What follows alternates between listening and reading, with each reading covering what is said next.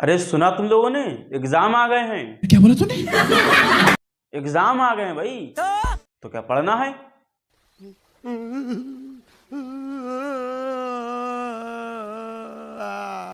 अगर नहीं पढ़ा तो हालत ऐसी होगी।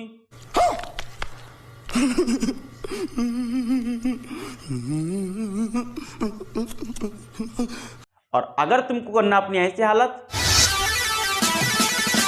तो पढ़ाई करनी है। किससे पढ़ना है? नाजिम सर से। कहां पढ़ना है? यूपी वाली मैथ नाम के चैनल में। तो स्वागत है आपका इस चैनल में। स्टार्ट करते हैं। क्या कहा क्वेश्चन ने? एक ठेकेदार बच्चों को खेलने के लिए पार्क में 2 फिसलन पट्टी लगाना चाहता है। मतलब कोई ठेकेदार है, उसने पार्क में काम करवाना है। क्या लगाना है? 2 फिसलन पट्टी। वो झूला होता था ऐसे सरक किया से गिर जाते, दांत निकल जाते हैं, वो वाला। कह रहे 5 वर्ष से कम उम्र के बच्चों के लिए वह एक ऐसी फिसलन पट्टी लगाना चाहती है। मतलब फिसलन पट्टी 2 लगानी भाई साहब उसको। एक 5 वर्ष से छोटे बच्चों के लिए, एक 5 साल से बड़े बच्चों के लिए। तो जो 5 साल से छोटे बच्चों के लिए है, उसमें कह रहे हैं भाई साहब कि उनको ऐसी फिसलन पट्टी लगानी है जिनकी ऊंचाई 1.5 मीटर पर हो। मतलब फिसलन पट्टी यहां पर लगानी है, जो कि धरती से 1.5 मीटर पर है भाई साहब।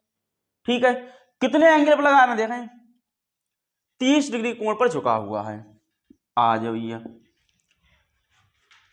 जबकि इससे अधिक उम्र के बच्चों के लिए वह 3 मीटर ऊंचाई पर एक अधिक ढाल वाली फिसलन पट्टी। 5 साल से ज्यादा उम्र वाले हैं, उनके लिए जो फिसलन पट्टी लगाई है वो भाई साहब कितने पर है? 3 मीटर की ऊंचाई पर है। यानी कि 3 मीटर पर है। किस कोण के साथ? 60 डिग्री कोण बनाती है। तो भाई साहब बात समझ में आई इतनी? 60 डिग्री कोण पर। तो कह रहे हैं बताइए प्रत्येक स्थिति में फिसलन पट्टी की लंबाई क्या होनी चाहिए? फिसलन पट्टी कितनी लंबी लगाएं? अब बच्चे बात है फिसलन पट्टी क्या है। देखो, ये तो ऊंचाई है, ये धरती है, तो फिसलन पट्टी ये बनी। ठीक, ये फिसलन पट्टी है और ये फिसलन पट्टी है। जरा नाम दे दो, A B C P Q R. मतलब यहां पर ए सी फिसलन पट्टी, यहां पर पी आर फिसलन पट्टी। तो कहें दोनों बार फिसलन पट्टी निकालो। देखो भाई साहब ध्यान से, क्या ये लंब है? बिल्कुल है। और ये कर्ण है, क्योंकि 90 का रहा होगा भाई साहब ये। तो अगर हमें लंब दिया गया है, कर्ण निकालना है, तो कौन सा रिश्ता? साइन का रिश्ता। साइन ही तो कहता है कि लंब और कर्ण में मैं रिश्तेदार हूं। देखें भाई साहब, चूंकि साइन थीटा क्या होता है? लंब बटे कर्ण होता है। ठीक है, तो थीटा कितने का है? पहले वाले केस में 30 डिग्री का है भाई साहब। लंब कितने के हैं? 1.5 के हैं, और कर्ण निकालने हैं। आए बात समझ? देखो साइन 30 कितना? 1/2। ये 1.5 के और ये कर्ण आएगा। कर्ण बोले तो AC। देखो कर्ण एकम कर्ण, यानी कि यहां पर आया कर्ण बराबर 3 मीटर। देखो 1.5 की 2 से मल्टीप्लाई कराई। अब कर्ण है क्या? AC है, यानी कि AC हमारा आया 3 मीटर का। खेल खत्म। यानी कि इस वाली फिसलन पट्टी को 3 मीटर लगाना चाहिए, हमारा आंसर आ जाएगा। आए बात समझ? इतना नोट करें, फिर इसका काम भैया पी आर निकाल लो। देखो इस बार कितना है एंगल? 60 डिग्री का है। लंब क्या है? पी क्यू, और कर्ण क्या है? पी आर है भाई साहब। तो साइन 60 कितना होता है? √3/2 होता है। पी क्यू कितना है? 3 का है। पी आर निकालना भाई साहब, तिरछी गुणा कर लो। पी आर यहां पर आएगा, 2 यहां चले जाए भाई साहब। तो √3 के साथ आया पी आर बराबर 2 3 6। √3 बटे में आया पी आर इक्वल्स टू 6/√3। अब एक बात समझो बच्चों, आंसर तो यहां पर आया, लेकिन अगर अपॉन में रूट आ जाता है तो हम इसका परिमयीकरण कर देते हैं, क्योंकि ऐसे अच्छा नहीं लगता है, आंसर मैच नहीं होगा आपका। तो परिमयीकरण करने का तरीका, जो नंबर है उसके ऊपर नीचे मल्टीप्लाई कर दो। इसके बाद देखो √3 की गुणा √3 से करने पर 3 आता है। अगर उस नंबर की मल्टीप्लाई करते हो रूट में जो 1 से हैं, तो एक बार लिख दिया जाता है, रूट गायब हो जाता है। ऊपर 6√3 ऐसे हो जाएगा भाई साहब। तो 3 दूनी 6, खेल खत्म। 2√3 हमारा आंसर आया। क्या नाम है? पी आर नाम है। इतनी सी बात थी।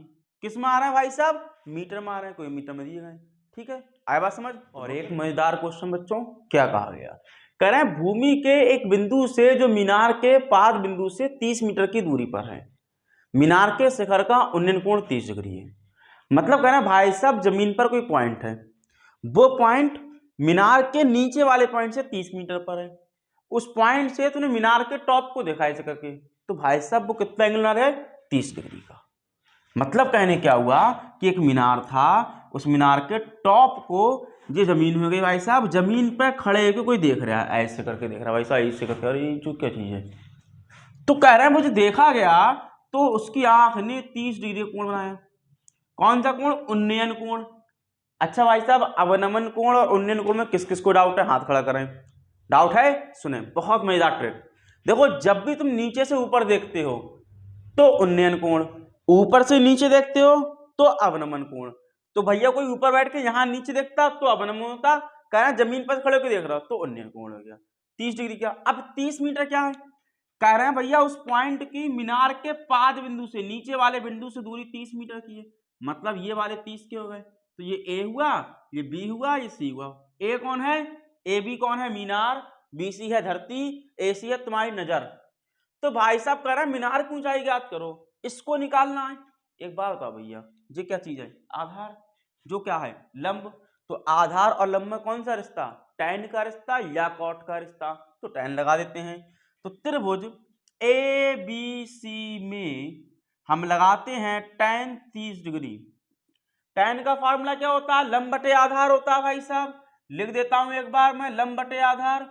लंब कितने का है? ए बी का है। आधार कितने का है? 30 का है। टैन 30 1/√3 भाई साहब। 30 एकम 30 हुआ, अपॉन में √3 हुआ, बराबर ए बी हुआ।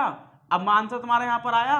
लेकिन मैंने क्या कहा कि जब भी अपॉन में रूट आ जाता है तो आंसर को परिमेयीकरण कर देते हैं। आंसर अच्छा लगता है, सुंदर लगता है देखने में। तो भाई साहब परिमेयीकरण कर लो। कैसे होता है परिमेयीकरण? जो नंबर है उसी से ऊपर नीचे मल्टीप्लाई कर दो, इसको परिमेयीकरण कहा जाता है। अब देखो भैया, √3 और √3 3 हो गया। अभी बताया कि जिस नंबर की मल्टीप्लाई करते हो रूट में, अगर वो 1 से हैं तो एक बार लिखा जाएगा, और 3 धाम हो जाता है 30। तो 10√3 तुम्हारी आई मीनार की ऊंचाई। इतनी सी बात है। बोलो आया मजा? तो और भाई साहब आज का आखिरी क्वेश्चन, चलो पतंग उड़ाते हैं। देखें क्या कहा गया है। भूमि से 60 मीटर की ऊंचाई पर एक पतंग उड़ रही है। भाई साहब कोई जमीन है, उससे 60 मीटर की ऊंचाई पर ऐसे करके एक पतंग को उड़ाना है। कितनी ऊंचाई पर? 60 मीटर की ऊंचाई पर। तो कह रहे हैं भाई साहब पतंग में लगी डोर को अस्थायी रूप से भूमि के एक बिंदु से बांध दिया गया है। जो पतंग में डोर बंधी होती है, मांझा कहते हैं, सुद्दी कहते हैं, वो बंधी हुई है पतंग की। कहां पर? जमीन के किसी बिंदु से। कितने पर? अस्थायी रूप से 60 डिग्री पर। तो क्या कहा गया? तो कहना भैया यह मानकर कि डोरी में कोई ढील नहीं है, मतलब डोरी बिल्कुल टाइट ऐसे करके, कतई ढील नहीं है भैया उसमें। तो कह रहा भैया निकालो डोरी की लंबाई क्या है। मतलब कहा क्या गया भाई साहब कि एक पतंग उड़ रही है, कितने पर? 60 मीटर की हाइट पर। अब उसकी डोरी थी, उसको ऐसे कर जमीन से बांध दिया गया। कितने एंगल पर? 60 डिग्री के एंगल पर। तो कह रहे हैं भाई साहब बताइए वो डोरी की लंबाई कितनी थी, वो मांझा वो सुद्दी जो भी था कितनी लंबाई का था। तो मतलब ये निकालना, यही तो मांझा है भैया। तो ये तो क्या हाइट है इसकी, और ये क्या भाई साहब? आधार है, जमीन है। तो मांझा हमारा जो लिखा, सुद्दी जो लगी, डोरी जो लगी भी है। ठीक, तो नाम दे दिया ए बी और सी। क्या निकालना है? ए सी निकालना है। क्या दिया गया? A B. ऐसे कह लो लंब दिया गया है, कर्ण निकालना है। कौन सा रिश्ता? लंब और कर्ण में साइन का रिश्ता। कितनी आसान बात है। तो त्रिभुज ए बी सी में साइन के साथ 60 डिग्री ले लिया कोण, लंब बटे कर्ण यानी कि ए बी बटे ए सी। साइन 60 कितना? √3/2। ए बी कितना? 60 का। ए सी निकालना है। बोलो बात समझ में आई कि नहीं आई भाई साहब? बात पल्ले पड़ी। लंब दे दिया गया, कर्ण निकालना है, साइन लगा दी भाई साहब, साइन 60 की वैल्यू लगा दी। अब देखो भैया ए सी यहां मल्टीप्लाई में, 2 यहां मल्टीप्लाई में, तो √3 ए सी के साथ क्या भाई साहब? 60 दूनी 120, 2 × 60, ये बटे मारेंगे भैया। तो ए सी बराबर 120/√3। फिर से वही कहानी कि नीचे का रूट गायब करो तो परिमेयीकरण करो। लो भैया बार बार एक काम करवाया पर यहाँ कोई तरीका है नहीं साला। देखो भाई साहब √3 3 हुआ, 120 √3 के साथ 3 से काटा 40 बार कट गया, तो ए सी बराबर 40 का √3, खेल खत्म हो गया। इतनी सी कहानी थी। ठीक है भाई साहब, तो वीडियो के यहाँ पर करते हैं अंत और मिलते हैं अगली वीडियो में। आप लोग कहाँ आना है? 3 काम करके। कौन कौन से? लाइक, शेयर एंड सब्सक्राइब अगर नहीं किया है तो भाई कमेंट बॉक्स में बताएं कितने लोगों ने पतंग उड़ाई है। मिलते हैं अगली वीडियो में।